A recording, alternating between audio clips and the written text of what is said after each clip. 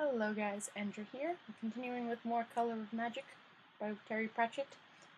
Last time what happened, or yesterday what happened, Twoflower was brought to an inn and he met Rincewind and they started to talk. And the inn owner, Brownman? What's his name? Boardman. Went to go check off if the coin he got from Twoflower was authentic. Alright, I'm going to read the last paragraph I just read and then continue. The old man pursed his lips. It depends on how you define the term, he said. If you mean, is this coin the same as, say, a $50 piece? And then the answer is no. I knew it, screamed the innkeeper. Well, he screamed, I'm not going to scream.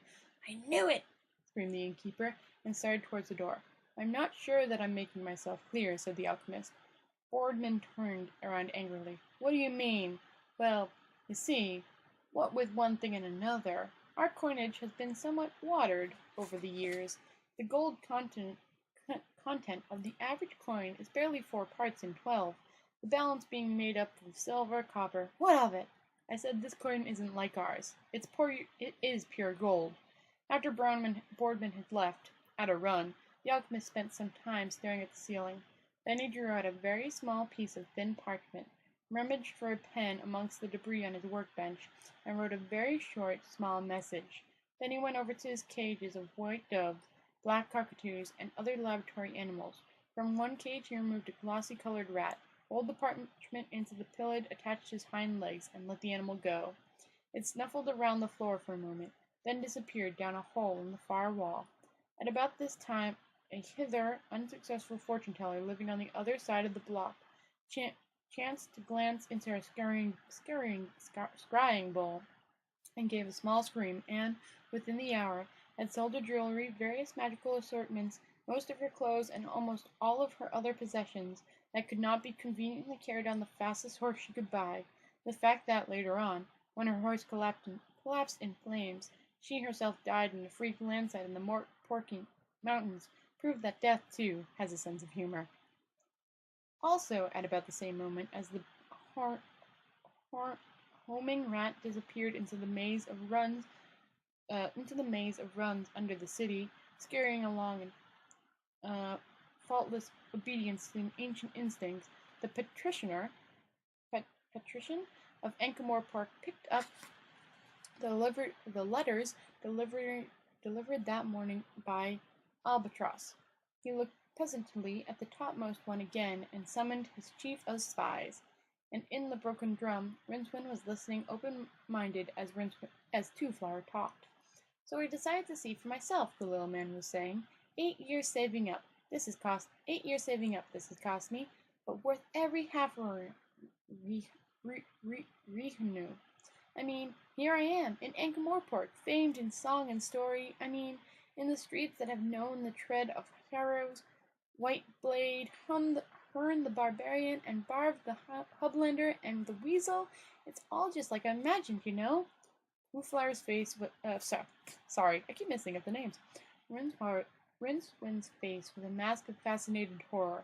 I just couldn't stand it anymore back in bed's lethargic, Twoflower went on literally. Sitting at a desk all day, just adding up columns of figures, just a pension to look forward to at the end of it.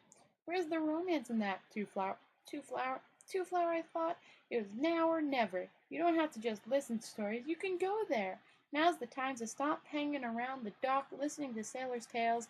So I compiled a Facebook and bought a passage on the next ship to the Brown Islands. No guards? Mumbled Rincewind. No? Why? What have I got that's worth stealing? Rincewind coughed. You have, gold? He said. Barely 2,000 rupees. Hardly enough to keep a man alive for more than a month or two. At home, that is. I imagine they might stretch a bit farther here. Would a rehoon be one of those big gold coins? Said Rincewind. Yes, Twoflower looked worriedly at the wizard over the top of his strange seeing lenses. Will 2,000 be sufficient, do you think? You're joked Rincewind. I mean, yes, sufficient.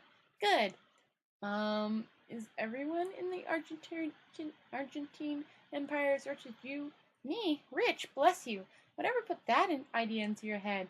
I am but a poor clerk. Did I pay the innkeeper too much, do you think? Twoflower added. You might have settled for less, Rincewind conceded. Ah, I shall know better for next time. I can see I have a lot to learn. An idea occurred to me, Rincewind. I keep missing periods. An idea occurred to me. Rincewind, would you perhaps consider to be employed as I don't know, perhaps the word guide would fit the circumstances? I think I could afford to pay you a rihu a day?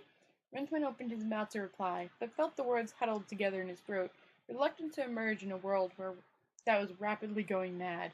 Twoflower blushed. I have offended you, he said. It was impertinent request to make of a professional man such as yourself.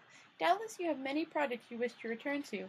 Some works of high magic, no doubt. No, Rincewind said frantically. Not just at the present. I can't say this word.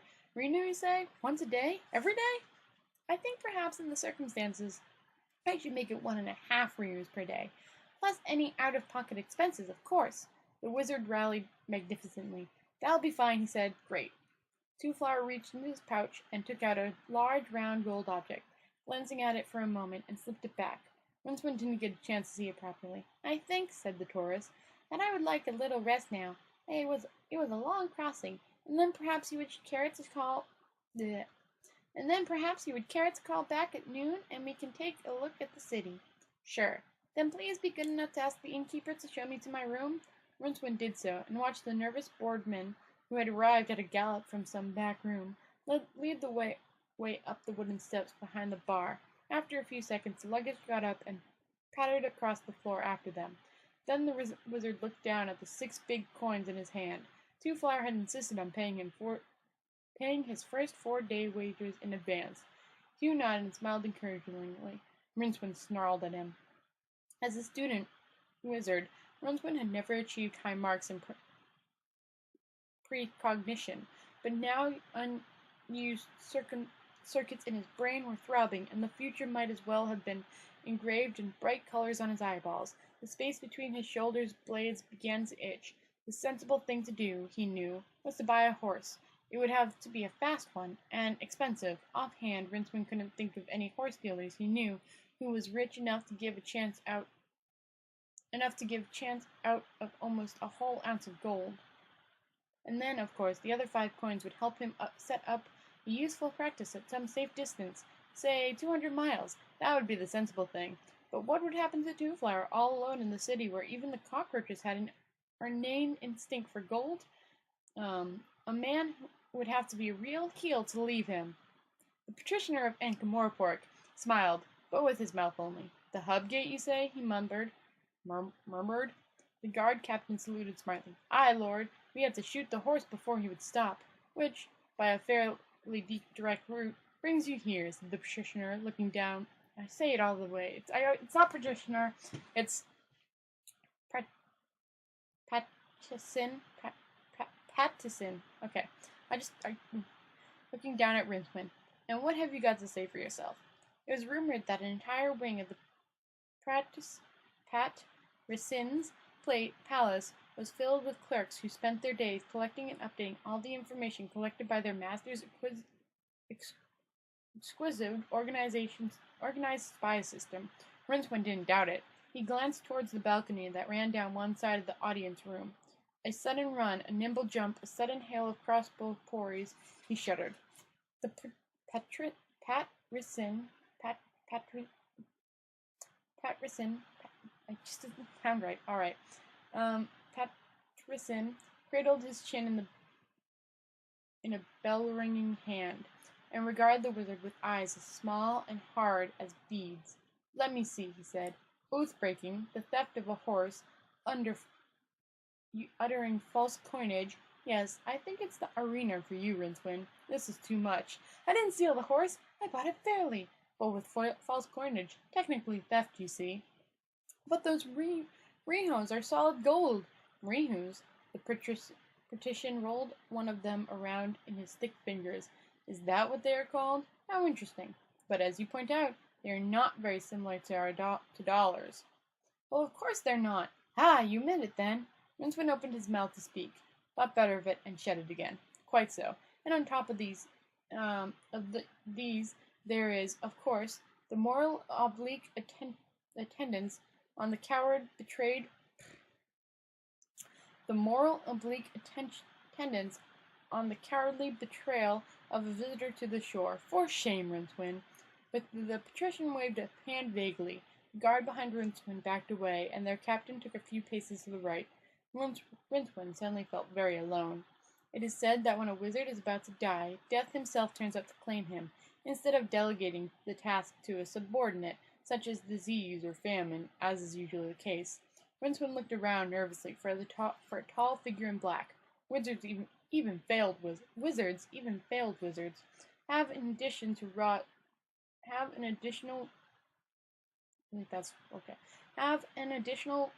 in addition to rods and cones in their eyes, the tiny octagon that enables them to see into the far octarina, the basic color of which all the other colors are merely pale shadows impinging on normal four-dimensional space.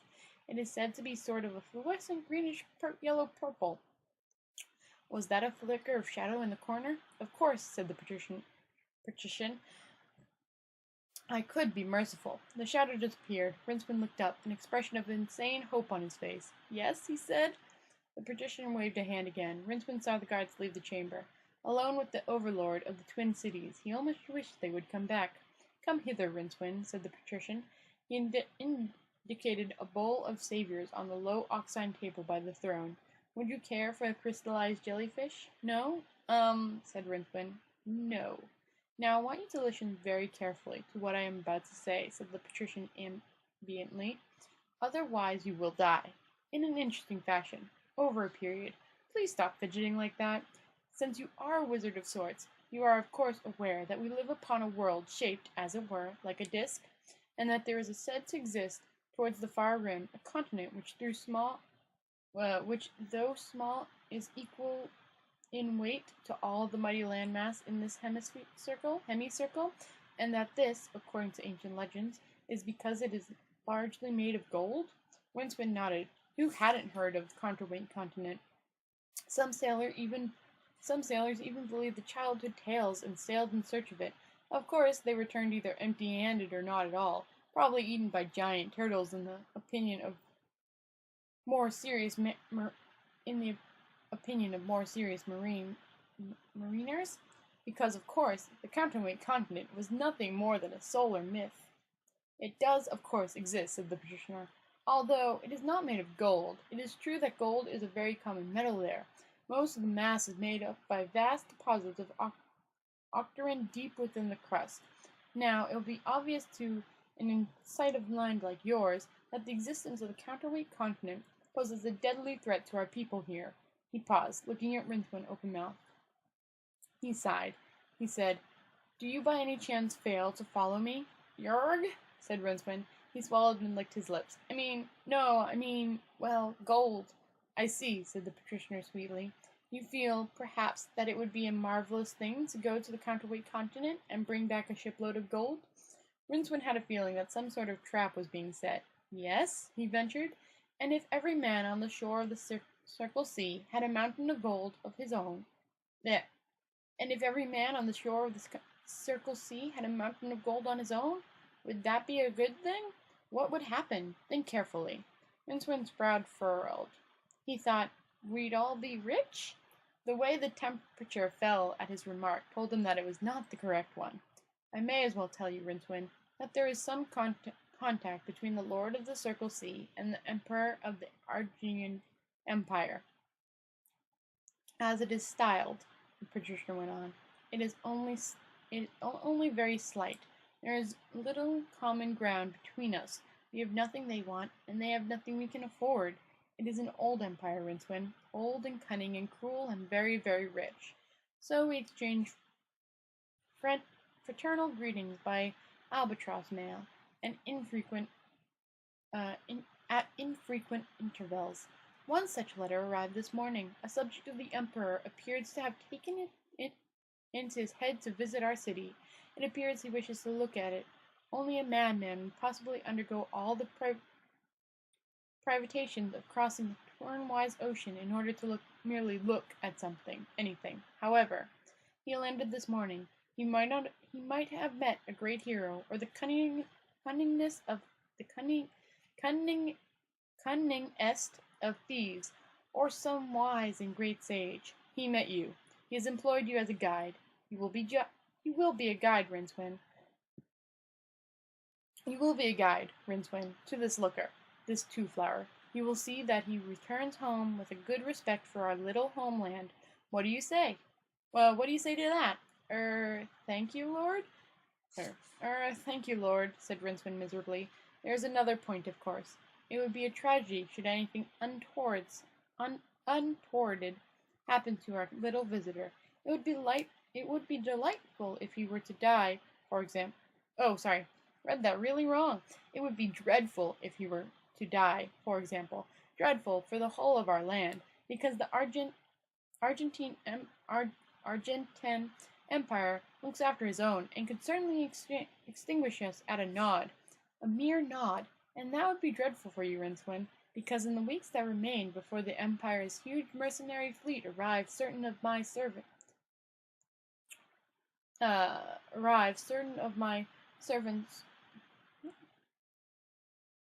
Alright, let's try this again. Because in the weeks that remained before the Empire's huge mercenary fleet arrived, certain of my servants would occupy them. Oh, that's the wrong word. Arrived. Several of my servants would occupy themselves about your person in the hopes that the avenging captain, on their arrival, might find that their anger tempered by the sight of your still living body. There are certain spells that can prevent the life departing from a body, be it not so absurd, and I see by your face that you understand that the. He talks so big-worded, it's hard. I see by your face that understanding dawns, Jorg, I beg your pardon? Yes, Lord, I'll, see to it. I'll endeavor to see, I'll try to look after him and see he comes to no harm. And after that, I'll get a job juggling snowballs through hell, he added bitterly in the privacy of his own skull. Capital! I gathered already that you and Twoflower are on the best of terms. An excellent beginning. When he returns safely to his homeland, you will not find me ungrateful. I shall probably even dismiss the charges against you. Thank you, Rincewind. You may go. Rincewind decided not to ask for the return of his 5 remaining ruins. He backed away cautiously. Oh, and there is one other thing, the patrician said, as the wizard groped for the door handles. Yes, Lord, he replied with a sinking heart. I'm sure you won't dream of trying to escape from your obligations by fleeing the city. I judge you to be a born city person, but you may be sure that the lord of the other cities will be appraised of these conditions by nightfall. I assure you the thought never ever crossed my mind, Lord. Indeed? Then if I were you, I'd sue my face for slander. He's so cool, but oh my god, are his long sentences and big words and ugh. Rincewind reached the broken drum at a dead run, and was just in time to collide with a man who came out backwards, fast. The stranger's haste was in part accounted for by the spear in his chest. He blubbed noisily and dropped dead at the wizard's feet. Rincewind peered around the door frame and jerked back as a heavy throwing axe whirled past like a partridge. It was probably a lucky throw. A second cautious glance told him. The dark interior of the drum was a broil of fighting men, quite a number of them. A third and longer glance confirmed. Imbits. Rincewind swayed back as a wildly thrown stool sailed past and smashed on the far side of the street. Then he dived in. He was wearing a dark robe, made darker by constant wear and irregular washing. In the raging gloom, no one appeared to notice a shadowy shape that shuffled desperately from table to table. At one point, a fighter, staggering back, trod on what felt like a finger. A number of what felt like teeth bit his ankle. He yelped cheerily and dropped his guard just sufficiently for a sword swung by a surprised opponent to skewer him. Rincewind reached the stairway, sucking his bruised hand and running with a curious bent-over gait. A crossbow quarrel thunked into the banister rail above him, and he gave a whimper. He made the stairs in one breathless rush, expecting at any moment another more accurate shot. In the corridor above he stood upright, gasping, and saw the floor in front of him scattered with bodies. A big black bearded man with a bloody sword in one hand was trying a door handle. "Hey!" screamed Rincewind. The man looked around and then, almost absentmindedly, I'll finish this second. Hold on. Drew a short throwing knife from his bandoler and hurled it. Rincewind ducked. There was a brief scream behind him as the crossbowman, sighting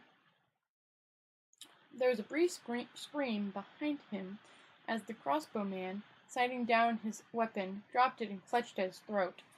Alright. So now we're getting to fights and problematic. So yeah, Rincewind isn't the best of characters. Fleeing after making an agreement just because he's got extra money. But you know, who wouldn't? A lot of people, admittingly, and a lot of heroes and main characters. But you know, that's alright. So we're ending on a battle in a tavern. Hopefully Twoflower's okay. But it seems no one's reached his door, so who knows. Anyways, that has been Color of Magic by Terry Pratchett. Anyways, I hope I brought a smile to your face. I hope you have sweet dreams, guys. Night-night.